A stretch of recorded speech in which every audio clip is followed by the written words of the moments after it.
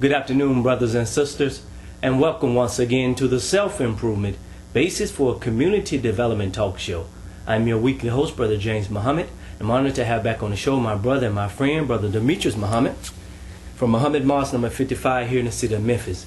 Today we'd like to continue discussing the Honorable Elijah Muhammad and his book, written for the black man and black woman here in America, Message to the Black Man. Brother, welcome back on the show, and it's an honor to have you back on to discuss the messengership of the Most Honorable Elijah Muhammad.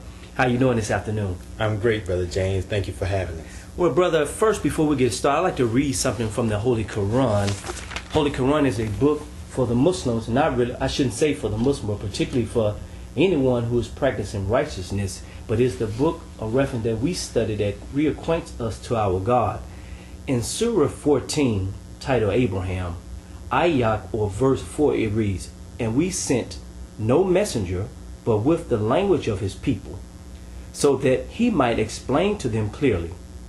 Then Allah leaves in error whom he please, and he guides whom he please, and he is the mighty, the wise."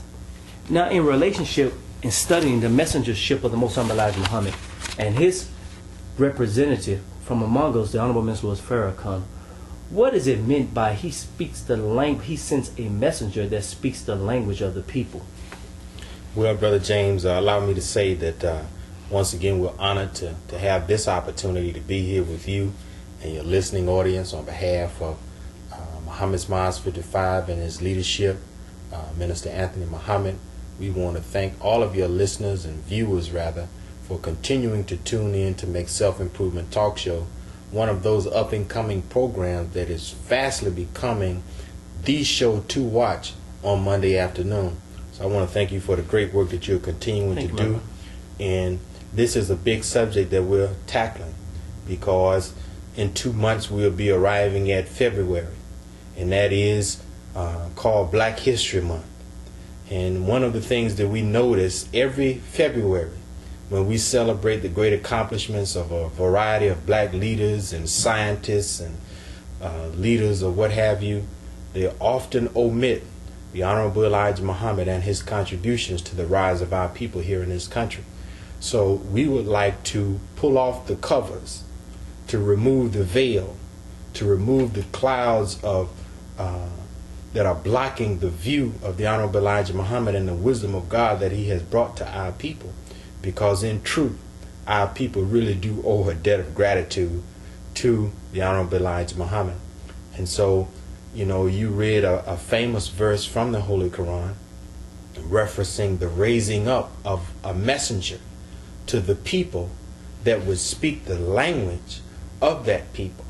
Now, this is important and significant because that verse carries with it a deeper and a wider and a universal significance, referencing the universal principle of divine revelation that is inherent or is espoused in the religion of Islam.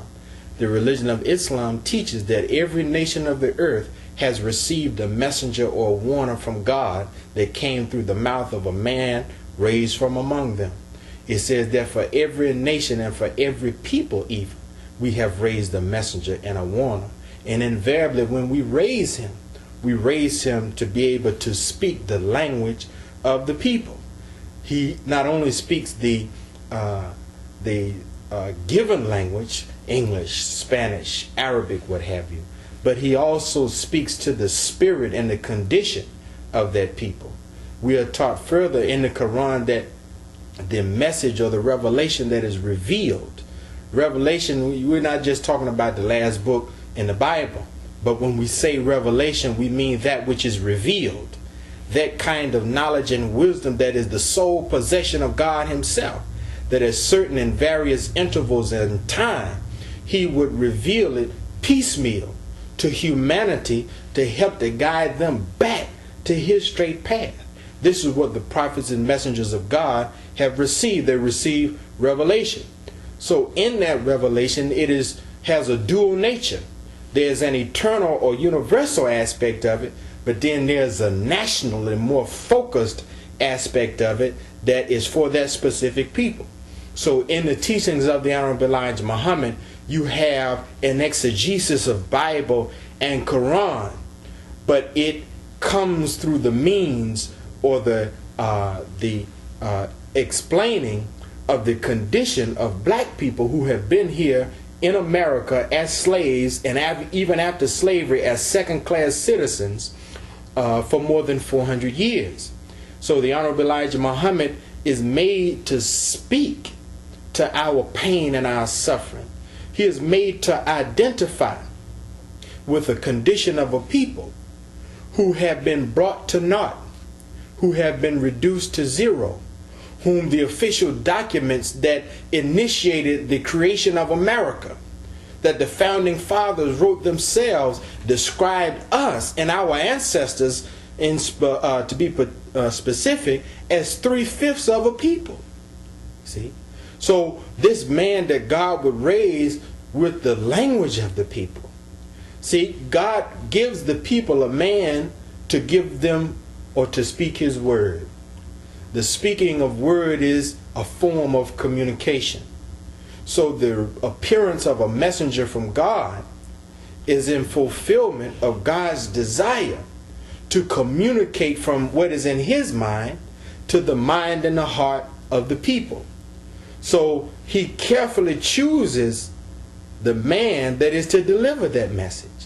He carefully chooses the phraseology, the methodology, where the emphasis is laid. He carefully chooses all of this because his message he desires to get over to the people.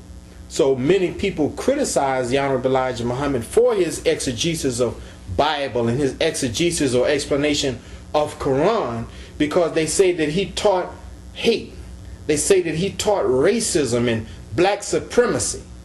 But in truth, when we examine what he taught, he went into Bible and went into the Quran, not with his mind stayed in the past, but with his mind focused on solving the problems of his people in the day in which his people live. That's a big problem with many of us who read scripture, is that when we read it, we conjure up in our mind, or our mind conjures up imagery of donkeys and camels and people wearing togas and people wearing Middle Eastern garb. But when the Honorable Elijah Muhammad opened up Bible and Quran, when he began to read of Moses and Pharaoh in a slave land called Egypt, his mind looked at the condition of America. He said that America was a modern Egypt. He said that his people are like unto the children of Israel. And he said that the president is like unto Pharaoh. And he, being a man that was not classically educated, he only went to the 3rd grade in school, and he had a recognized speech impediment. He saw that in himself like unto that which was the truth about Moses. We remember reading about Moses. He didn't want the assignment God gave him because he said, I have a tied tongue. I have a stammering tongue. I can't speak plainly. Why don't you send Aaron or send someone else? He said, Moses, did not I make your mouth? You see, because God knows, he carefully chooses the man that he would send his message through to the people. He carefully chooses him. So the Honorable Elijah Muhammad is a man, in conclusion, that our people owe a debt of gratitude to, and we must learn of him. Because I would respectfully and humbly submit that what we find in the teachings of the Honorable Elijah Muhammad line up more with what we read of in the Bible, more so than anything we ever learned in Christendom or in Christianity. The Christianity practiced by black people today is because it was given to us by our slave masters and their children as a tool to pacify our true desire to know God. But the slave master, having fresh in his memory people like the Moors, people like those who were the builders of society and built the great civilizations of Ghana, Mali, and Songhai, he remembered this. This was fresh in his memory. And he knew that they accomplished, these black people accomplished these great feats under the religion of Islam. So he said, George Washington said, never allow Islam among the slaves. Why? Because it gives them power.